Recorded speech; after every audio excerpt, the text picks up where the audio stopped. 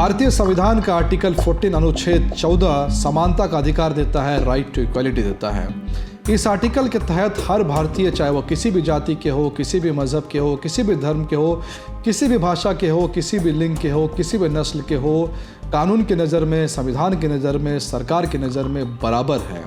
यह आर्टिकल कहता है कि आप चाहे कितने भी ऊपर हो, कानून हमेशा आपके ऊपर रहता है। हमारे देश में कानून का राज चलेगा, संविधान का राज चलेगा। लेकिन आर्टिकल 15 अनुच्छेद 15 इस बात की इजाज़त देता है कि अगर सरकार को लगे कि कुछ स्पेशल प्रोविजंस लाने चाहिए तो महिलाओं के लिए, बच्चों के लिए, शेड्यूल्ड कास्ट के लिए, शेड्यूल्ड ट्राइब के लिए, ओबीसी के लिए, इकोनॉमिकली वीकर सेक्शन के लिए, socially and educationally backward citizens के लिए स्पेशल प्रोविजंस ला सकती है।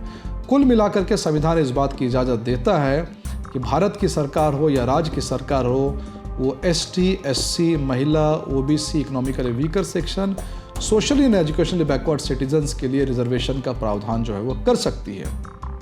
लेकिन संविधान जो है कभी भी इस बात की इजाज़त नहीं देता कि धर्म के आधार पर रिजर्वेशन जो है वो कहीं किया जाए। लेकिन संविधान की बार बार दुहाई देने वाले, संविधान के नाम पर ढोंग करने वाले इंडिया अलायंस के लोग, कांग्रेस पार्टी के लोग बार बार संविधान की धज्जियां उड़ाते हैं। जब भी उनकी सरकारें गिरती हैं या फिर जब भी मोदी सरकार कोई बड़ा रिफॉर्म लेकर के आती है, उदाहरण के लिए मोदी सरकार ने जब आर्टिकल 370 को एब्रोगेट किया, जब मोदी सरकार CAA लेकर के आई, अभी हाल फिलहाल में मोदी सरकार वक्फ बोर्ड के खिलाफ जाने की तैयारी कर रही है, उत्तराखंड में यूनिफॉर्म सिविल कोड लाया गया। यानी कुल मिलाकर के जब भी मोदी सरकार या भाजपा की सरकार ने बड़े फैसले लिए हैं, बड़े प्रेसिंग रिफॉर्म्स किए हैं, तब तक कांग्रेस पार्टी को ऐसा लगता है कि संविधान जो है वो खतरे में आ गया। लेकिन जब भी इन्हें मुस्लिम तुष्टीकरण करना होता है, माइनॉरिटी को अपीज करना होता है, वोट बैंक पॉलिटिक्स करनी होती है, तब इनका संविधान जो है खतरे में नहीं आता, तब संविधान इनके अनुरूप हो जाता है। मैं ऐसा इसलिए कह रहा हूँ क्योंकि अभी हाल फिलहाल में कर्नाटक में जो हुआ वो बहुत ही चौंकाने वाला है।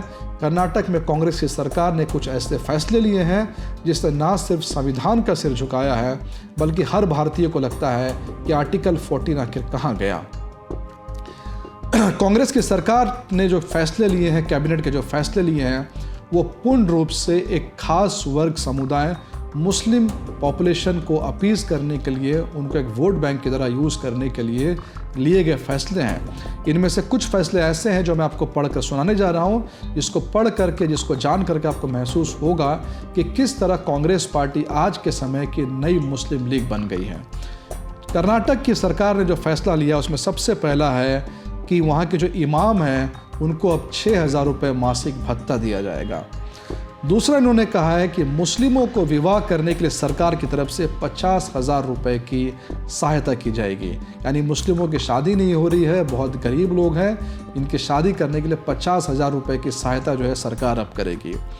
उसके बाद वक्फ बोर्ड, जिसके खिलाफ मोदी सरकार ने एक मुहिम छेड़ी हुई है, बहुत जल्द वक्फ बोर्ड में बदलाव आने वाला है, पर कर्नाटक की सरकार ने कहा है कि वक्फ की संपत्ति और कब्रिस्तान के विकास के लिए 150 करोड़ रुपए जो है हम देंगे। इसके बाद इन्होंने उर्दू स्कूलों को 100 करोड़ रुपए देने का वादा किया है। ये बात किसी से छिपी नहीं है कि झारखंड में जब भी जो है उपद्रव हुआ है, हिंसा हुई है, तो कई ऐसे उर्दू स्कूल से जहाँ से पथराव जो है हिंदुओं के ऊपर किया गया है।